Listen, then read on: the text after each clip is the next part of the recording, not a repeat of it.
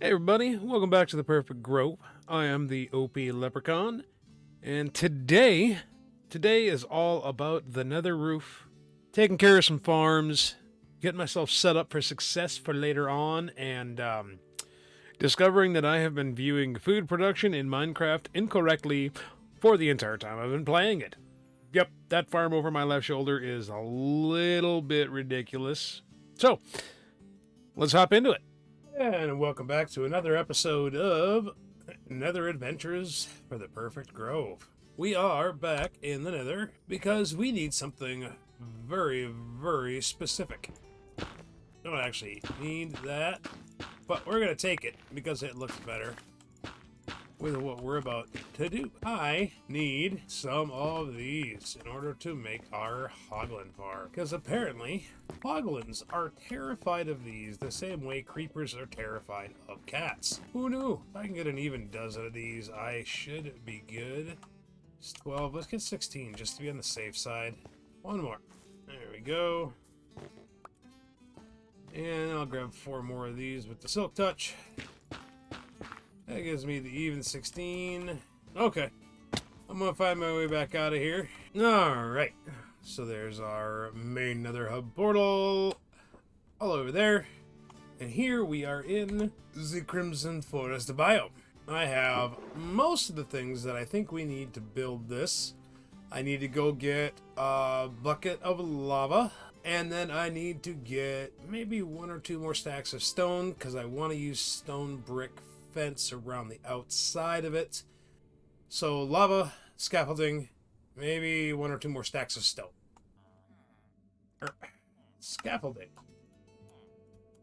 Oh yeah, 3 stacks is plenty. Bloop. And bloop.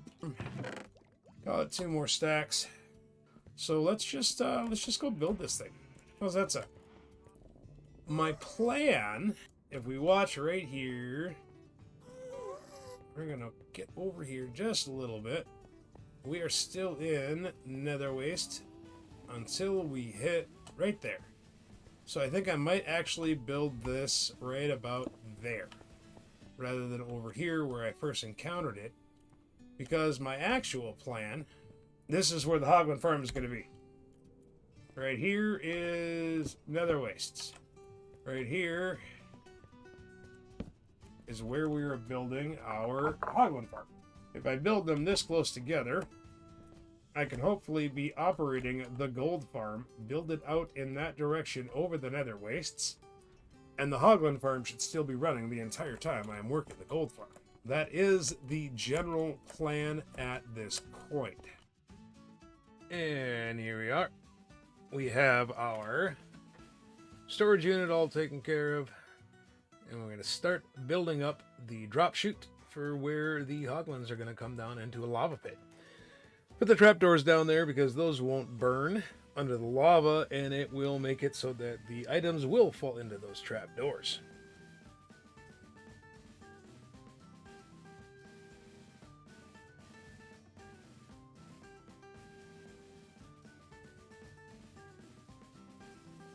And from there, we build out the platform, making sure to keep the torches down. It's a very important part of this farm. I have a real weird habit of filling out all my platforms in diagonals. I don't know, keeps it from being slightly less obnoxious and boring. But as you can see here, I adjust the torches to a very specific grid, because that keeps everything spawning except for the hoglins in this Crimson Forest. And from there, we get to one of the more important parts of this farm, is the warped fungus. Don't ask me why, but the hoglins are afraid of warped fungus. They see it, they panic, and they run like crazy and fall into the pit of despair in the center. And with that, I think we should be good to go. So we need to go up. It sounds like from the other tutorials I've watched, between 85 and 90 blocks above it. So I went with 95 because I did make mine slightly taller than the one in the tutorial, because I wanted to give myself more storage space. Now, the original version of this was done by Shulker Craft, and I mean, there's been tons and tons and tons of variations on it since then. This one, I kind of adapted a little bit. I put the killing chamber in the center rather than having it be at the one end. I don't know, I think that maybe just works a little bit better. But we're going to find out here when we get to the top of this and see if we see any hoglins biting the big one. There's a long way. Oh, yep, there's some hoglins. I just saw one. It did indeed spawn. There's another little flash of pink. I see a few dying. Alright, we're going to make ourselves a little AFK box up here. There we go. So, now we have a nice AFK box. There's all kinds of hoglins spawning down there. Look at them go. I was kind of wondering if leaving that little gap right there, but it seems to be working just fine. They are absolutely terrified of that fungus. And it looks like the 3x3 hole gives them plenty of room to fall in. And look at them spawn. Wow. Well, okay. So I'm going to sit up here for 10 minutes. And we're going to go down and we're going to see just how much steak or cooked pork chop and leather we get in 10 minutes. 10 minutes is up. Let us go down and see what we got. Too bad water elevators don't work in the Nether. It'd be faster. And it looks like they're all cleared out. Holy crap. 1, 2, 3, 4, 5, 6, 7, almost 8. That equals roughly 45 stacks per hour. That is about 3,000 cooked pork chops per hour. That is honestly kind of ridiculous. Well, I would say that solves my food issues for the foreseeable future. Wow, that's a lot of food. Okay. Well, we might as well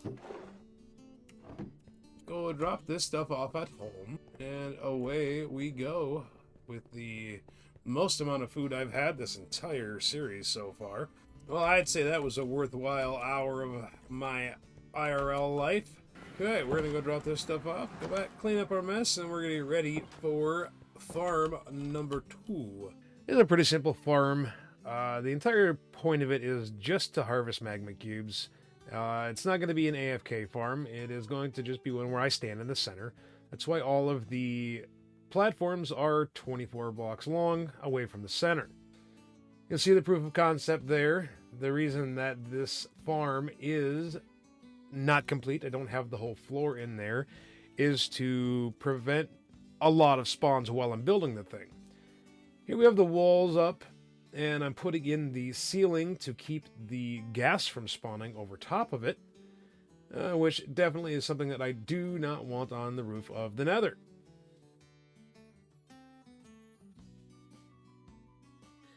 And the final view here is just me filling in the floor. In a minute, we will see the proof of concept. The magma cubes are starting to spawn as soon as I get more than 24 blocks away from them, which is why they are as long as they are. Well, there she be. Is it the most efficient magma cube farm you're ever going to see? No. No, it's not. But I bet you it'll be a lot more efficient when I convert it over to a froglight farm. I did leave myself enough room for that. Yeah, we'll see how it works out. So far, the best way I have found... Now, I planned this out because things won't spawn within 24 blocks of you. So they should be spawning in these whole areas right here. I think it would have worked better if I had made it higher up in the air. If I had raised this up, 80 blocks or whatever, and put it in the air, I think my rates would be a lot higher. The way I've discovered that works the best to use it is to pop up the scaffolding here in the center and look for lights. Oh, see, there they go right there. As soon as I get high enough that my spawnable area isn't hitting the area below me, she seems to work better. But it is a farm that I am going to need later on when I get my frogs all set up. So that part will be nice because that will be an AFK farm. It won't be me down here with a sword. Oh, right there. As soon as I get high enough. I think that's exactly. If I had built this up even 50 blocks higher, I think it would have made all the difference in the world. You know, that's one thing I didn't actually look at all that much. Oh yeah, there's a ton of spawnable area right there. Yeah, for sure. If I had just gone up in the air, this would be working better. Okay, so we are in the magma cube farm that doesn't work really all that well until I get up high enough that I'm away from the under roof. So I was coming up here, and if I got up high enough, then I would start to see some spawns. So I thought, you know what, I'll just rebuild this thing up here, because, you know, trying to get some spawns there, okay. So I'm going to go up almost to build height, and we're going to start working on this. So here we are, where I started building up here. There are so many magma cubes. So many. When I'm up here, AFK, at the top of the world. It's ridiculous how many there are. So instead of rebuilding the thing up here, I'm actually going to knock all this down. And we are actually going to just go ahead and build the Froglight farm using that existing magma farm. And, you know, I don't know why I didn't do it in the first place, other than the time it takes to get the frogs and to breed the tadpoles into the different areas. And honestly, the amount of time that I'm going to spend going up and down the scaffolding trying to make it so that I can get some actual spawns to show up in that farm down there, I could have spent the same amount of time just going and getting the frogs and making the frog light and slime farms, magma slime farm. Yeah, I don't know why I have such struggles saying those words, but I really do. Okay, so I'm gonna tear this down. I'm gonna spawn proof this little platform up here, leave a little AFK spot, probably eventually make it out of glass, and we're gonna call that good. So yeah, this is the part that was gonna be the giant waste of time. It was waiting for the tadpoles. If I kind of block this area of water in, there, now the tadpoles can't go anywhere, and I can actually harvest some more mud. Because I'm gonna need a couple stacks of mud for this farm that I want to build, because I don't like minecart unloaders, but I really do enjoy the fact that mud blocks are not full blocks, and thus, oh, there went my tadpoles. Hey, I got one. And another one. So that's 3 right away. I can feed these guys again. There we go. Alright, where are you laying the frog spawn? Okay. Okay, well, if my luck holds out and I can get 3 more, and the next time, we'll be doing good. And then I can start breeding other frogs and get all the different variants and everything. So don't mind me while I farm some mud and wait for tadpoles. And with that frog, I now have the advancement.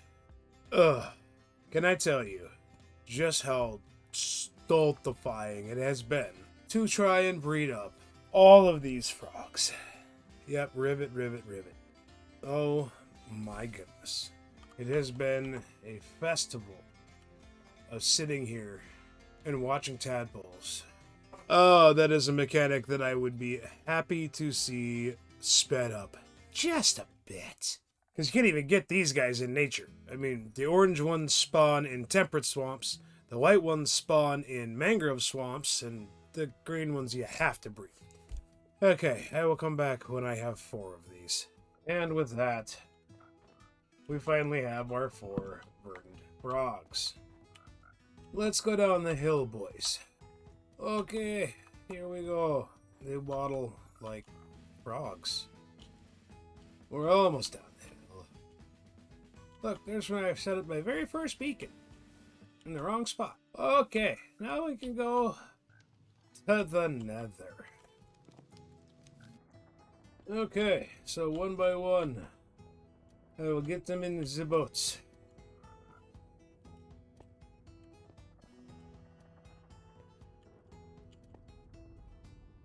Well, that right there is 8. The other 4 are all over by the desert portal. Those are the 4 tropical versions, the ochre ones. And now, the fun of driving in a boat all the way over to the magma farm. I need to take a break after that. My brain just said nope. Well, hello. Welcome to Walking Backwards with Ryan. This has been a long road. Oh, Lord. This, I discovered, was so much faster than trying to take them with boats. Yeah. I still have to walk backwards, because if I walk forwards, I walk too fast. But this is still better. Okay. Now you plant them there, and we'll loose them all, and take them one at a time.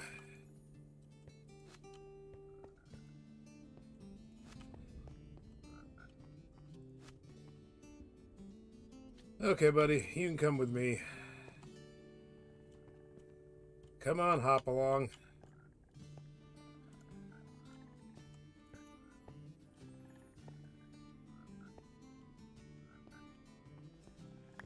And that jumping right there is why it is so very important to put them in boats. Because eventually they will overstress the leads and make it dang near impossible to keep them.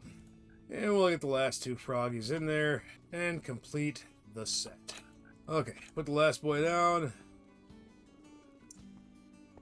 Okay, so now we have 12 froggies, 4 of all 3 colors, ready to go up into there.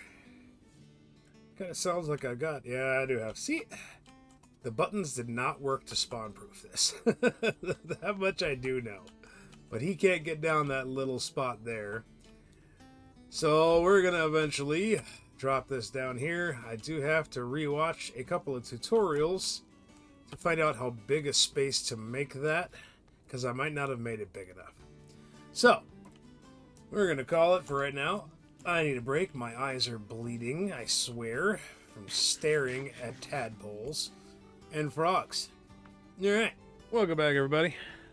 So, the end of this video is actually one of the, hopefully, quote-unquote, less corrupted clips I have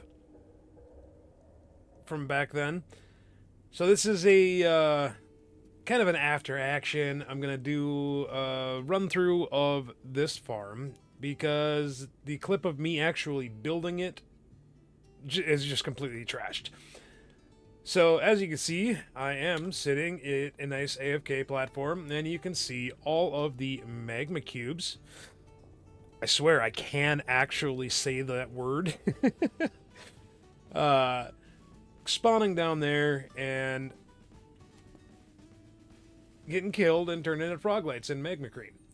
So I mentioned it a little bit in a clip at the beginning of the next video. One thing I do wish that I had done was to, I originally, you remember, set this up to not be an AFK farm. It was supposed to be one that I stood down there and the magma cubes would all spawn and attack me in the center, and I could just go around the center killing them as they attacked me.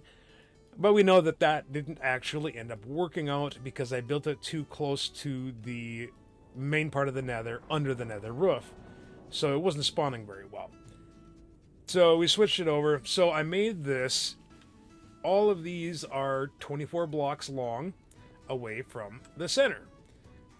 Which is, you know, how far away stuff needs to be so they can spawn at you. The whole idea was that they were going to spawn while I was in a different wing, killing those ones, and so on and so forth. One thing that I did not do was correct that when I built this farm, and sometimes they spawn, like right now, they're too far away. They don't actually aggro on the iron golems that are in the center there, which causes them to come in. So I'm losing a little bit of effective spawning because of that. But it's really not that big a deal. And yes, I do have an elytra now, and ignore that. That's spoilers. That's coming up soon. I did a really bad job transitioning between this episode and the next one coming up because I wasn't paying attention to my time and honestly thought that was going to be in this video. It is not, however. So, down here we can see the entire mechanism of this farm.